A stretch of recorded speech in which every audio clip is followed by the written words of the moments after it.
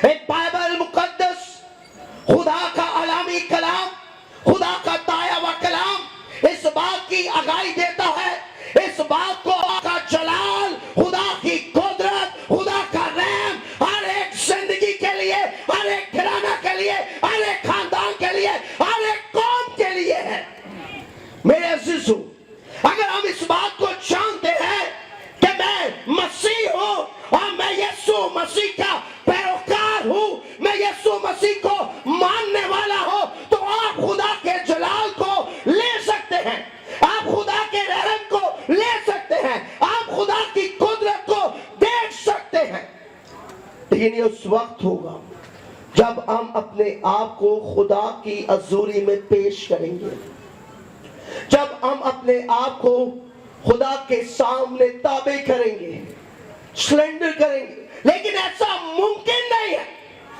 हम ये तो चाहते हैं कि खुदा तू हमें बरकत दे, लेकिन हम बरकत के लिए खुदा की हजूरी में नहीं आती, और ना आने के एवज हम अपनी बरकत से, खुदा के जलाल से महरूम रह जाते हैं। कुदरत से भरा हुआ कलाम है, वैसा खोल लीजिए ज़बूर 91, उसकी 16 आयत पर गौर करेंगे।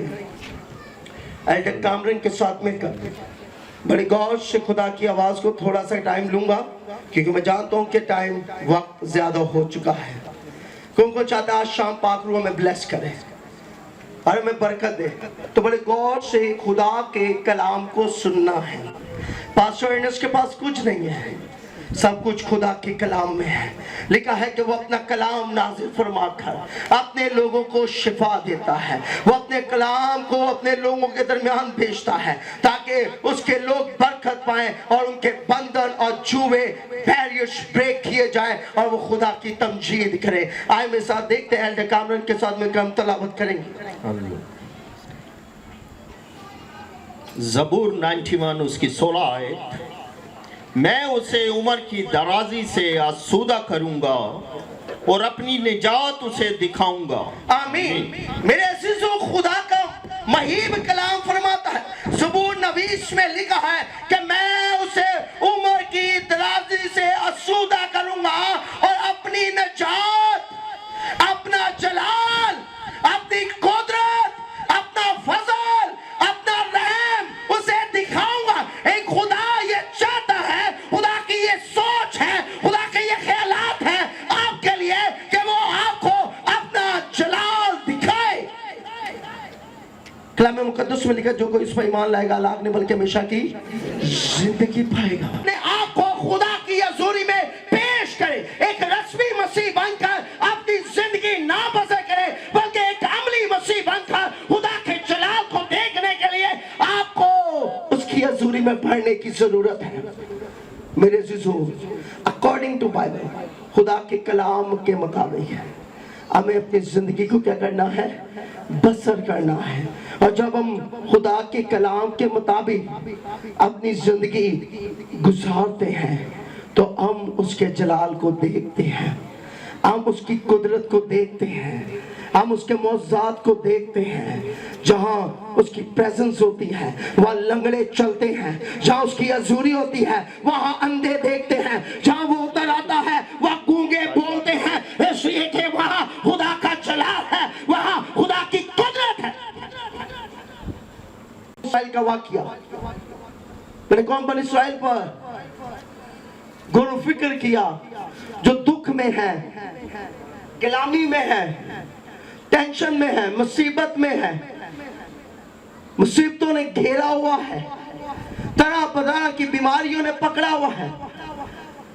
आज खुदा ने मूसा से कलाम किया और कहा कि आए मूसा, देख मैं अपनी कौम को बचाना चाहता हूं, उन्हें बचाने के लिए, उन पर जलाल जाहिर करने के लिए, अपनी कुदरत दिखाने के लिए, अपना फजल दिखाने के लिए, अपना रहम दिखाने के लिए, अपने जोरे बाजू दिखाने के लिए मैं आसमान छोड़कर जमीन पर आया हूं ताकि मेरी कौम बच जाए, ताकि ये लोग बचाए जाए। मेरे अज़ीज़ों, याद रखें, खुदा मुझे और आपको बचाना चाहता है। मुझे और आपको बचाने के लिए बाप ने अपना इकलौता बेटा दिया था। इसलिए कि मैं और आप बच जाएं। खुदा ने उस कौम को बचा लिया था जो उसकी मुंतजर थी। जब आप खुदा के मुंतजर होंगे तो वो जरूर आपसे बात करेगा, वो जरूर आपसे हम कलाम होगा और आपकी कमी कमजोरियों को जिसके एवज आप परेशान हैं वो दूर करेगा। अगर खुदा बनी इस्राएल कौम को बचाने के लिए जमीन पर उतरा, आज शाम खुदा अनूर सोसाइटी में भी उतर सकता है अगर हम सब एक हो जाएं। हालेलुया। अगर हमारी सोच, हमारे ख्यालात एक हो जाएं, तो फिर आज शाम हम यहाँ खुदा के जलाल को देख, आज शाम हम उसकी कुदरत को रिसीव कर सकते हैं। मुझे याद है मेरे पास इबादत में एक बहन आई, 14 साल से वो अपाइश थी और व्हील चेयर पर थी। वो क्रिश्चियन नहीं थी, वो एक हिंदू लेडी थी। 14 साल से वो व्हील चेयर पर थी और उसे किसी ने कहा कि आप इबादत पर जाएं पास्टर अर्नेस्ट की, आप ठीक हो जाएंगी। मैं मैसेज दे रहा था, दुराने मैसेज पैगाम के अंदर खुदा ने मुझसे कहा, पाखरू ने, वो पीछे जो लेडी बैठी हुई है, आज वो मेरा जलाल देखेगी, आज वो मेरी कुदरत देखेगी। बस उससे जाकर ये कहे, क्या तू ये जानती है कि यीशु तुझे अच्छा कर सकता है। हालेलुया। मैंने उस बहन के पास जाकर कहा, मैंने कहा मेरी बहन तू यीशु को जानती है? उसने कहा हाँ मैं जानती हूँ, मैं जानती हूँ, इसलिए खुदा के घर में आई हूँ। मैं जानती हूँ कि वो लंगड़ों को चलाता है, मैं जानती हूँ उसके जलाल से मुर्दे जिंदा हो जाते हैं, मैं जानती हूँ वो मुझे अच्छा कर सकता है। और जब वो इस बात का इतराफ कर रही थी, इकरार कर रही थी, आप बिलीव कीजिए, मेरा यकीन कीजिए, मैंने उसी लम्हा कहा, आए बेटी, आए बहन, मैं तुझे यीशु के नाम से कहता हूँ, उठ खड़ी हो और चल फिर। और हमने अपनी आंखों से देखा, उसने अपनी व्हील चेयर छोड़ी और वो दौड़ने लगी और वो व्हील चेयर खुदा के जलाल के लिए खड़ी की गई। हालेलुया। मेरे शिशु याद रहे, अगर हम एग्री हैं, इस बात के लिए तैयार हैं, तो फिर बरकत आपकी है, फिर वो कुदरत आपकी है। ईमान लाने वालों के दरमियान क्या होंगे? मौजूद होंगे। अगर आपका ईमान मजबूत है, आप देखिए उस लड़की का ईमान मजबूत था, वो 14 साल से उसे कोई डॉक्टर नहीं छोड़ा था, उसे कोई तबीब नहीं छोड़ा था, लेकिन वो जब खुदा की अकल में आई, वो खुदा के खेमा में आई, उसका यकीन इस कदर भर चुका था कि खुदा आज शाम अपने जलाल से मुझे इस लंगड़ेपन से आजाद करेगा। याद रखिए, अगर हमारा ईमान अच्छा है, हमारी फसल अच्छी है, तो उसकी खुशबू फैलती है। आपके ईमान की खुशबू खुदा को पसंद आनी चाहिए। हालेलुया। अगर आज शाम आप ईमान रखें, तो बाइबल मुकद्दस कह रही है खुदा आपको निजात देगा, आपके दुखों से निजात देगा, आपकी परेशानियों से निजात देगा, आपकी मुसीबतों से आपको निजात देगा, आपकी बुराइयों से आपको निजात देगा, आपकी लानतों से आपको निजात देगा। सबने एग्री होकर, एक दिल होकर, एक सोच होकर, एक ख्यालात होकर हमने क्या करनी है? दुआ करनी है। आए खुदा मेरे लिए और आपके लिए क्या सोचता है। मेरे साथ खोल लीजिए मत्ती की अंजील, उसका 11 बाब और 28 से 30 आयत की तिलावत करेंगे एल्डर कामरन के साथ। किस किस को मेरी बात समझ आ रही है? जलाल मुझ पर उतरेगा। आए इस ईमान के लिए जोरदार तालियां बजाएंगे। मत्ती की अंजील, ये अहदनामा में से मत्ती की अंजील 28 बाब 11 बाब उसकी 28 से 30 आयत पर गौर फिक्र करेंगे एल्डर कामरन के साथ में। का मत्ती 11 बाब उसकी 28 से 30 आयत। है मेहनत उठाने वालों और बहुत से दबे हुए लोगों, सब मेरे पास आओ, मैं तुमको आराम दूंगा। गौर दरबार कलाम मुकद्दस, कलाम अक़दस जो अलूयत का कलाम है, अब शरीयत में आके काम कर रहा है।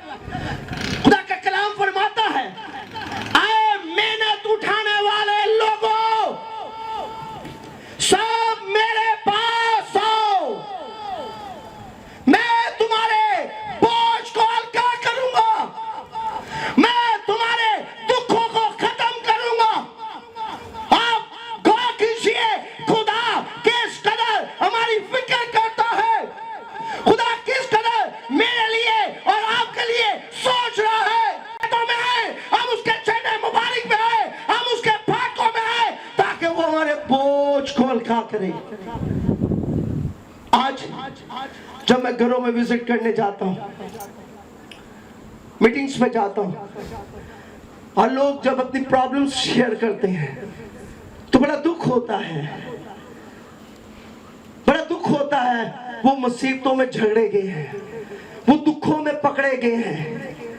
हम मेहनत करते हैं, मुशक्कत करते हैं, लेकिन उसका अजर उस तौर से हमें नहीं मिलता। इसलिए नहीं मिलता कि हम खुदा की हजूरी में नहीं आते हैं, हम खुदा के करीब नहीं आते हैं। ज़बूर 84 में लिखा है, अबारीक के लोगों ने खुदा के घर के पास क्या डाल लिए? घोंसले डाल लिए। आज हमें खुदा के पास रहने की जरूरत है, खुदा के करीब रहने की जरूरत है। अगर आप उसके जलाल को देखना चाहते हैं, आप उसकी कुदरत को देखना, आप अन्ना पे गौर कीजिए। बाइबल मुकद्दस में एक ऐसी औरत नजर आती, अन्ना, जो बे औलाद है और दरबदर है, दुनिया से जीने नहीं दे रही है। लोग ताने दे रहे हैं, लोग गलत बातें कह रहे हैं। वो बांझ है, बांझपन की लानत में है, और वो खुदा से वाकिफ है, और वो ये इस बात को जान गई है, अब दुनिया का कोई तबीब, कोई डॉक्टर, कोई जादूगर उसे शिफा नहीं दे सकता, उसे निजात नहीं दे सकता, उसे रिहाई नहीं दे सकता, उसकी तमन्ना को पूरा नहीं कर सकता। लेकिन वही देख है जो आसमानों के आसमान में ना समा सका, वो खुदा का बेटा ये फरियाद को पूरा कर सकता है और दिली आरज़ू को पूरा कर सकता है। और उसकी चौखट पर आई, वो उसकी हजूरी में आई और गिड़गिड़ाने लगी, कहने लगी कि खुदा तू ही है जो मेरी गोद को हरा कर सकता है, तू ही है जो मेरे दुख को मिटा सकता है। मैं तेरे जलाल की मुंतजर हूँ, मैं तेरे रहम की मुंतजर हूँ, मैं तेरी निजात की मुंतजर हूँ। तू ही है मुझे इस लानत से छुड़ा सकता है, तू ही है, तू मुझे इस परेशानी से निकाल सकता है, तू ही मेरे दुखों को खत्म कर सकता है। और खुदा का खादम एली काइन इस सारे समा को देख रहा था, इस सारे माजरे को देख रहा था, और खुदा ने अपने खादम के वसीला से कहा, इसे कह कि तेरी आवाज सुनी गई है, खुदा तुझ पर अपना जलाल क्या करेगा? जाहिर करेगा। और याद ना सुन, खुदा तुझे बेटा देगा और तू उसका नाम सैमुअल रखना। खुदा ने कहा, खुदा ने उसके दुख को खत्म किया, खुदा ने इसकी परेशानी को खत्म किया। और आज अगर हम भी दिल से खुदा के पास आएंगे तो खुदा हमारे दुखों को खत्म करेगा। हालेलुया। आज अगर हम भी खुदा की पनाह मुबारक में ईमान के साथ आएंगे तो खुदा हमारी मुसीबतों को क्या करेगा? खत्म करेगा। आए आगे देखते हैं, बड़े गौर से खुदा के कलाम को सुनना है। उसके बाद मैं चाहूंगा कि हम सब बीमारों के लिए दुआ करेंगे। खादम आए, बड़े गौर से खुदा के कलाम को सुनेंगे। मेरा जुआ अपने ऊपर उठा लो और मुझसे सीखो। खुदा कह रहा है, मेरा जुआ अपने ऊपर उठा लो और मुझसे क्या करो? सीखो। खुदा का कलाम हमें सिखा रहा है, वो हमें तरबियत दे रहा है, वो हमारी राहों को दुरुस्त कर रहा है, वो हमारे टेढ़े रास्तों को सीधा बना रहा है, वो बंजर जमीनों को सैराब कर रहा है। और खुदा मुझे और आपको सिखाना चाहता है। ज़बूर 32 में लिखा है, सिखाऊंगा तेनू वखाऊंगा मेरी अखियां तेनू वेखन सदा। खुदा हमें हर रोज देखना चाहता है उस वक्त जब हम उसकी कुर्बत में रहेंगे। ज़बूर 29 में लिखा है, जो अक्ताला के पर्दा में रहते हैं वो कादरे मुतलिक के साए में सुकूनत करेंगे, और कोई वबा, कोई मुसीबत, कोई टेंशन उनके करीब ना आएगी, क्योंकि खुदा का हाथ उन पर होगा। इसलिए खुदा ये चाहता है कि हम उसकी बातों को सीखें और उसके कलाम को सीखें, उसके हुक्मों पर अमल करें, उसके कवानीन पर अमल करें, ताकि हम घटे और हम में खुदा का जलाल बढ़े। खुदा के जलाल ने साउल को पालूस बना दिया। खुदा के जलाल ने साउल को क्या बना दिया? उस जलाल ने साउल को बदल डाला, उसकी जिंदगी को बदल डाला, उसके कामों को बदल डाला। याद रखें, जब आप उसके जलाल को रिसीव करेंगे वो आपको बदल कर रख देगा। हालेलुया।